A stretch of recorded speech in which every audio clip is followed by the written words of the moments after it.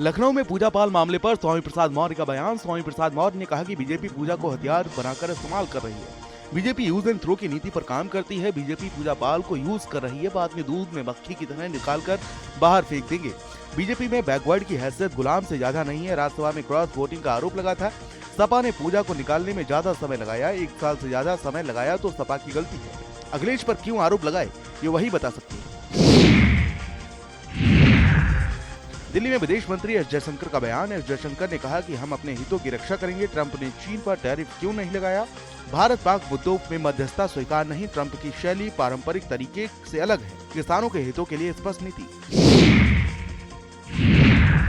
देवरिया में बीजेपी सांसद शशांक मणि त्रिपाठी का बयान। बीजेपी सांसद ने कहा, सपा सिर्फ सत्ता की राजनीति करती है। एक ही परिवार के लोग सांसद विधायक बनते हैं। बीजेपी हमेशा विकसित भारत की राजनीति करती है। भारतीय अंतरिक्ष यात्री शुभांशु शुक्ला लखनऊ आएंगे। शुभांशु 25 अगस्त को लौटेंगे लखनऊ। सुरक्षा के मद्देनजर अपने घर में नहीं रुकेंगे शुभांशु, गेस्ट हाउस में रुकेंगे। Group captain Shubhanshu Shukla. इसरो के निर्देश पर विशेष सुरक्षा के इंतजाम। शुभांशु शुक्ला के कई अंतरिक्ष मिशन है निर्धारित। सीमस में होगा शुभांशु शुक्ला का भव्य सम्मान समारोह। 2027 में गगनयान मिशन के नायक के रूप में जिम्मेदारी। एयरपोर्ट पर मेयर नगर आयुक्त करेंगे स्वागत। विशेष वाहन काफिला भी किया जा रहा है तैयार। 2026 पंचायत चुनाव को बीजेपी मान रही सेमीफाइनल। विधानसभा चुनाव का सेमीफाइनल मान तैयारियों में जुटी। पूर्व तैयारी पूर्ण तैयारी के मंत्र के साथ आगे बढ़ेगी बीजेपी। बीजेपी की गांव-गांव संगठन को सक्रिय करने की तैयारी। बूथ समिति, मंडल इकाई, शक्ति केंद्र सक्रिय किए जा रहे हैं।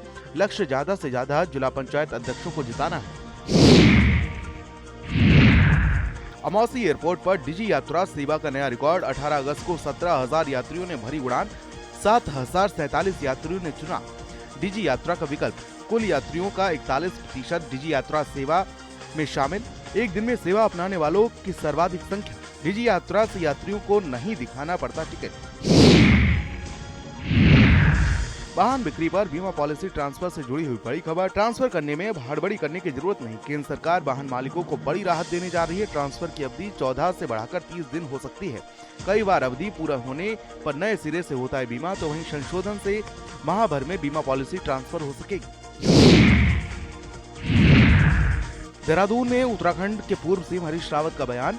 हरीश रावत ने कहा कि उत्तराखंड में सत्ता के आसपास दलालों की फौज है। जो दलालों की फौज खड़ी हो गई है उसे खत्म करने की जरूरत है। ये केवल अभी तक की बात नहीं कह रहा हूँ, ये बहुत पहले से होता आ रहा है। उसका हश्र देख सकते हैं, युवक की मौत हुई। अखिलेश यादव से मिला अलीगढ़ का रिक्शा चालक। अखिलेश यादव ने रिक्शा चालक को भेंट किया ई रिक्शा। कार पर लगे सपा के झंडे को चूमते वीडियो हुआ था वायरल। अज्जू इशाहक ने चालक की अखिलेश से कराई मुलाकात। अखिलेश यादव ने रिक्शा चालक को भेंट किया रिक्शा। थाना सिविल लाइन क्षेत्र का रहने वाला है रिक्शा चालक शाकिर। लखनऊ में यूपी न्यायिक सेवा संघ के सम्मेलन में सीएम योगी, तो वहीं सीएम योगी ने कहा कि देश का सबसे बड़ा हाईकोर्ट यूपी में ये न्यायिक अफसरों का महाकुंभ है। विकसित भारत की शुरुआत अपनी इकाई से करनी होगी। न्याय सुगम के साथ त्वरित होना चाहिए। विकसित भारत के लिए विकसित यूपी जरूरी। नए मामले से ज्यादा पुराने मामलों का समाधान किया। न्याय को सुगम त्वरित बनाने में सरकार की भी भूमिका। 3 नए कानून लोकतंत्र में मील का पत्थर साबित हुए। सुशासन के लिए न्याय दिलाना काफी जरूरी है। 1 साल में 72 लाख केसों का निपटारा हुआ। न्यायिक अधिकारी में कूलिंग रहे तो न्याय अच्छा होगा। मुंबई में अनिल अंबानी के ठिकानों पर सीबीआई की छापेमारी। बैंक धोखाधड़ी के मामले में सीबीआई की कार्रवाई। उद्योगपति अनिल अंबानी पर एक साथ छापेमारी। करोड़ों रुपए के बैंक लोन फ्रॉड से जुड़ा हुआ है पूरा मामला। मैनपुरी में सपा सांसद डिंपल यादव ने कृषि मंत्री को लिखा पत्र। सांसद डिंपल यादव ने कहा कि कई दिनों से नहीं मिल पा रही पर्याप्त खाद। सहकारी समितियों पर किसान खाद के लिए परेशान। नकली मानक विहीन खाद की बिक्री से फसल खराब हो रही है। नकली खाद की बिक्री पर रोक लगाई जाए। बिहार के पूर्व मंत्री तेज प्रताप यादव ने कहा कि हम जनता के बीच जा रहे हैं। हम बेगूसराय जा रहे हैं। वहां की जनता से पूछिए कि कौन कहां से चुनाव लड़ेगा, ये जनता बताती है।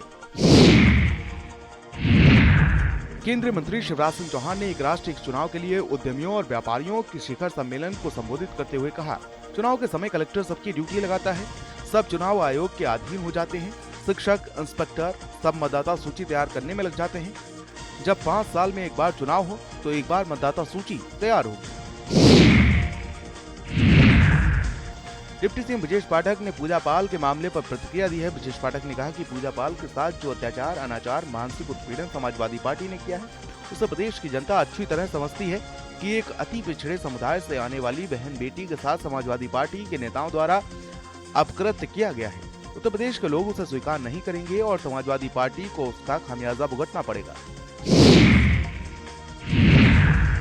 पटना में आरजेडी नेता मनोज झा ने केंद्रीय गृह मंत्री अमित शाह द्वारा लोकसभा में प्रधानमंत्री, मुख्यमंत्रियों और गंभीर आपराधिक आरोपों में गिरफ्तार मंत्रियों को हटाने संबंधी 3 विधेयक पेश किए जाने पर कहा, यह विपक्ष मुक्त लोकतंत्र करने की एक परियोजना है और वो परियोजना नाकामयाब होगी। मैं बार बार कह रहा हूँ। दिल्ली में नेशनल स्पेस डे के अवसर पर प्रधानमंत्री नरेंद्र मोदी ने कई अहम बातें कही। पीएम मोदी ने कहा कि स्पेस सेंटर में एक के बाद एक नए मील का पत्थर गढ़ना भारत और भारत के वैज्ञानिकों का स्वभाव बन गया है। 2 साल पहले भारत दुनिया का पहला ऐसा देश बन गया था जो चंद्रमा के साउथ पोल पर पहुंचा था। अभी 3 दिन पहले मेरी ग्रुप कैप्टन शुभांशु शुक्ला से मुलाकात हुई। उन्होंने अंतर्राष्ट्रीय स्पेस स्टेशन पर तिरंगा फहराकर हर भारतीय को गर्व से भर दिया। वह अनुभूति शब्दों से परे है। मेरठ से खबर है, जहां पर स्पाइडरमैन की ड्रेस में स्टंट किया गया। घंटाघर पर स्टंटबाजी का वीडियो वायरल हुआ है। 15 अगस्त का बताया जा रहा वीडियो। राष्ट्रीय धरोहर पर स्टंट करना शहर वासियों की आपत्ति। मेरठ पुलिस से स्टंटबाज की शिकायत की गई। थाना दिल्ली गेट के घंटाघर इलाके की पूरी घटना। गोरखपुर में रामगढ़ ताल किनारे अश्लील वीडियो वायरल हुआ है। चलती बाइक पर रोमांस करते नजर आया एक कपल। सोशल मीडिया पर वायरल हुआ वीडियो रामगढ़ ताल क्षेत्र के नौकायन का वायरल वीडियो बताया जा रहा है। उत्तर प्रदेश में अब मेड इन यूपी इलेक्ट्रिक बसों का दौर शुरू हुआ है। मुख्यमंत्री योगी आदित्यनाथ ने परिवहन विभाग और यूपी रोडवेज के अधिकारियों के साथ समीक्षा बैठक में कहा कि प्रदेश में खरीदी जाने वाली सभी इलेक्ट्रिक बसों में अब मेड इन यूपी को प्राथमिकता दी जाएगी। मुख्यमंत्री ने बताया कि यह कदम न केवल प्रदेश की औद्योगिक प्रगति को बढ़ावा देगा, बल्कि स्थानीय स्तर पर हजारों रोजगार के अवसर भी पैदा करेगा। इसके अलावा सड़क सुरक्षा को लेकर भी कोई ढिलाई बर्दाश्त नहीं की जाएगी। योगी आदित्यनाथ ने नो हेलमेट नो फ्यूल जैसी नीतियों को पूरी कठोरता से लागू करने का निर्देश दिया।